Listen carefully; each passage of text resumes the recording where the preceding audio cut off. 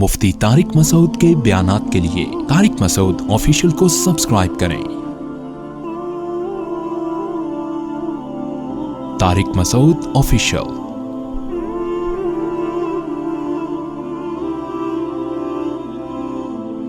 یا ایھا الذین آمنوا اجتنبوا کثیرا من الظن، بدگمانیوں سے بچو۔ کسی نے کوئی عمل کیا، اس کے دو پہلو نکلتے، ایک برا اور ایک اچھا، تو اچھا پہلو تلاش کرو۔ آج مجھے کسی نے بتایا کہ میں ایک دفعہ ٹرین میں سفر کر رہا تھا تو بہت سے لوگ مزدور طبقہ بیٹھا ہوا تھا، رمضان تھا، کہہ رہے ہیں افطاری کا جیسے ہی ٹائم آیا ہے نا، سب نے چرس نکال لی اور پاؤڈر بھر رہے ہیں اس میں نا۔ میں نے کہا بھائی یہ عجیب، کہہ رہے ہیں مجھے بہت، ابھی یہیں بیٹھے ہوئے تھے، قدیر بھائی نے سنا یہ بات، سب نے کیا نکال لی؟ افطاری چرس سے کر رہے ہیں۔ تو کہہ رہے مجھے اتنا غصہ آیا، میں برت پہ جا کے لیٹ گیا کہ ابے ان کو رمضان میں شرم نہیں آتی، چرس سے روزہ افطار کر رہے ہیں، اور کتنے گندے لوگ ہیں اور رمضان میں بھی چرس پی رہے ہیں اور روزہ رکھ کے چرس سے افطار کر رہے ہیں۔ تو میں نے کہا کہ دیکھو مثبت سوچو گے تو پتہ کیا سوچو، چرسی ہو کے بھی روزہ نہیں چھوڑا انہوں نے۔ اصل تو ان چرسیوں کو سلام کرنے کا دل چاہ رہا ہے۔ منفی سوچو گے تو ان کو لاتے مارو گے، ٹرین کی کھڑکی سے نکال کے باہر پھینک دو گے کہ یار کیسے بے غیرت ہیں، معاذ اللہ کیسے بے شرم لوگ ہیں، رمضان میں بھی کیا کر رہے ہیں؟ چرس پی رہے ہیں۔ میں نے کہا مجھے تو ان چرسیوں پہ پیار آ رہا ہے یار، چرسی ہو کے بھی رمضان کی اتنی ویلیو ہے کہ روزہ نہیں، اور صبح صادق سے لے کے اب تک چرس نہیں پیے، تو اب تو بھائی چرس ہی پیئیں گے، یہ اب بھی نہیں پیئیں گے تو مر جائیں گے۔ تو ان کے صبر کو داد دو کہ آج زندگی میں پہلی دفعہ انہوں نے ایسا کیا ہے کہ صبح 4 بجے سے لے کے شام 7 بجے تک چرس کو ہاتھ نہیں لگائے۔ تو مثبت بھی تو سوچ سکتا ہے نا انسان۔ تو اللہ یہی کہہ رہے ہیں کہ بھائی بدگمانی سے، چرس اچھی چیز نہیں ہے۔ اب آپ بھی کہیں گے چلو یار ہم بھی چرسی ہو کے روزہ رکھنے میں زیادہ ثواب ملے گا، تو چلو ہم بھی اب یہ کریں گے، وہ تو چرس تو چھوڑنی چاہیے، لیکن بہرحال ہمت کی بات ہے کہ ایک نشے کی عادت ہے مگر رمضان کا روزہ نہیں چھوڑ رہے۔ تو بدگمانی سے، منفی سوچ سے، ان تمام چیزوں سے ہمیں کیا کرنا ہے؟ بچنا۔ اس سے انسان کا اپنی کھوپڑی خراب ہوتی ہے، ہر وقت ڈپریشن میں رہتا ہے۔ حقیقت جو اچھا سوچتے ہیں نا خوش رہتے ہیں۔ اور اللہ نے کیا فرمایا؟ وَلَا تَجَسَّسُوا، لوگوں کی ٹوہ میں نہ گھسا کرو، کون کیا کر رہا ہے، کس کے گھر میں کیا ہو رہا ہے۔ آپ آج وہاں کی بیٹھی ہوئی تھیں اور جو ہے نا وہ اس بالکنی میں کھڑی ہوئی کیوں جھانک رہی تھی، اس کے موبائل میں یہ ایک دم ریٹرن کر کے گھنٹی بجی ہے تو اس نے چھپا کیوں نہیں آئی یوں کر کے موبائل۔ یہ بھی ہوتا ہے گھروں میں۔ بعض دفعہ کوئی فون آتا ہے کسی قریبی دوست کا، آدمی ڈر جاتا ہے کہ گھر والوں کے سامنے بات نہیں کر سکتا، بھائی میں یہ دوست گالیاں دے گا، کوئی پیسوں کا جھگڑا، اب آپ نے یوں موبائل کر دیا، بیگم کا پھڈا شروع۔ یعنی مفتی صاحب کے بیان میں بھی بیٹھتے ہو، 4 شادیوں کی باتیں بھی سنتے ہو، موبائل کو گڑش بھی کر دیتے ہو، اس کا مطلب دال میں کچھ کالا کالا ہے۔ ایسے ایسے بے گناہ آدمیوں کے پھڈے ہوئے ہیں نا، وہ کچھ بھی نہیں تھا، وہ ستار بھائی سچی مچی کے ستار کا فون تھا، وہ اتنی بڑی اس کی داڑھی، اتنی بڑی بڑی مونچھیں اس کی، اس پہ شک کر کے بیگم نے ایک پھڈا ڈال دیا۔ تو بھائی موبائلوں میں مت گھسو ایک دوسرے کے۔ ہاں اگر خود سے کوئی ایسی چیز پتہ چل جاتی ہے پھر تحقیق کرنے کی اجازت، جب تک نہیں ہے ایک دوسرے کے بارے میں اچھا گمان رکھو، بھئی یہ بھی ٹھیک ہے اور میں بھی ٹھیک۔ تو تجسس، ٹوہ میں گھسنے کی آج سب سے بڑی مثال ہے، کوئی اگر آپ کو اپنا موبائل دے دے نا، تو اگر وہ اسی طرح واپس کر دے تو اس کا مطلب 1 نمبر ہے، اور اگر وہ ان باکس میں گھستا ہے، آپ کے واٹس ایپ میں گھستا ہے، یہ آدمی 2 نمبر ہے۔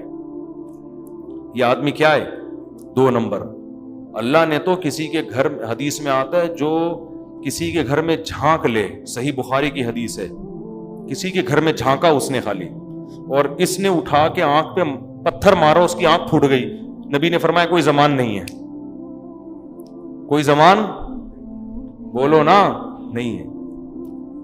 یعنی آپ نے گویا کہ اجازت دی ہے کہ کوئی تمہارے گھر میں جھانک رہا ہے تو اٹھا کے، اتنا بڑا جرم کر رہا ہے وہ، کیوں؟ وہ آپ کی پرائیویسی میں دخل اندازی۔ اور یاد رکھو باپ کو بھی اجازت نہیں ہے کہ اپنی اولاد کی پرائیویسی میں گھسے۔ کیسے کیس آتے ہیں، بچہ کمرہ بند کر کے انٹرنیٹ دیکھ رہا ہے, ابا نے دھاڑ کر کے دروازہ کھولا اور بچہ رنگے ہاتھوں پکڑا گیا. یہ غلط ہے, یہ جائز بولو نا نہیں ہے. بھائی بیٹے کے راز پہ کیوں مطلع ہو رہے ہو؟ وہ گناہ کر رہا ہے, ٹھیک ہے, اس کا طریقہ اصلاح کیسے ہوگی؟ اصلاح کا طریقہ یہ ہے کہ آپ بیٹے کو بول دو کہ بیٹا میرا تمہارے بارے میں اچھا گمان ہے, تم کوئی غلط کام نہیں کرتے, لیکن دیکھو گھر میں ایک اصول بنایا ہوا ہے, کنڈی لگانے کی کسی کو اجازت نہیں, کیونکہ میں بھی بغیر کنڈی لگائے بیٹھا کرتا تھا, میرے ابا نے بھی یہ قانون بنایا ہوا. کنڈی لگانے کی, انٹرنیٹ دیکھنے کے لیے کنڈی کی لگانے کی اجازت نہیں ہے. اور بیٹا اگر تم نے دروازہ بند کیا تو میں کسی بھی وقت دھاڑ کر کے کھول سکتا ہوں, پھر حالات کیسے, پہلے بتا دو اس کو, میں کسی بھی وقت دروازہ کھول سکتا ہوں. خفیہ کیمرے جب لگاؤ تو بتا دو کہ یہاں کیمرے لگے ہوئے ہیں. یہ بہت بڑی غلطی ہے کہ آپ کسی کے گناہ پر مطلع ہونے کے لیے چپکے سے کیمرے لگا دو اور پھر دیکھو یہ کیا کر رہا ہے. اس کی اجازت نہیں ہے, کیونکہ گناہ پر سزا دینا بھی اللہ کا کام اور پکڑنا بھی اللہ. آپ خدا بننے کی کوشش مت کرو, اچھا گمان رکھو سب سے.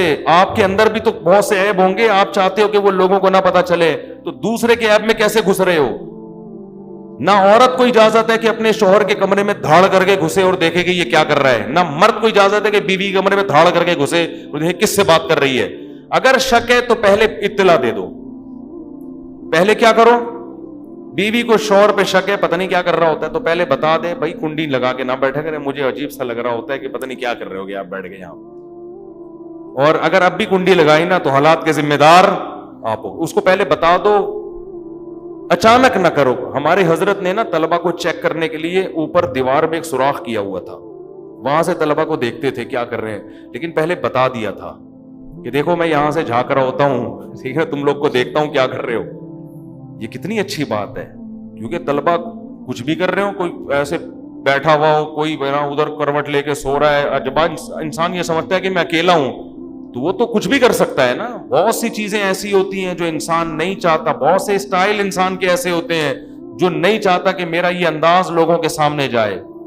تو خفیہ کیمرے لگا کے, ہاں گلیوں میں لگانا خفیہ کیمرے اس لیے جائز ہے کہ وہ تو اوپن جگہ ہے نا, وہاں تو کیوں تو ناک میں انگلی گھما کے گزر کیوں رہا تھا, تو یہاں سے تجھے پتہ نہیں ہے گلی محلہ. یہ کمروں میں, گھروں کے اندر, ایک آدمی نے کمبخت نے اپنے گھر میں کیمرہ لگایا ہوا اپنی بیوی کو چیک کرنے کے لیے. میں نے کہا یہ زیادتی ہے, کوئی پرائیویٹ لائف ہوتی ہے, پرائیویسی. آپ کو کوئی شک ہے تو آپ اس کو پہلے بتا دو کہ بھائی کوئی حرکتیں ٹھیک کر لو اپنی.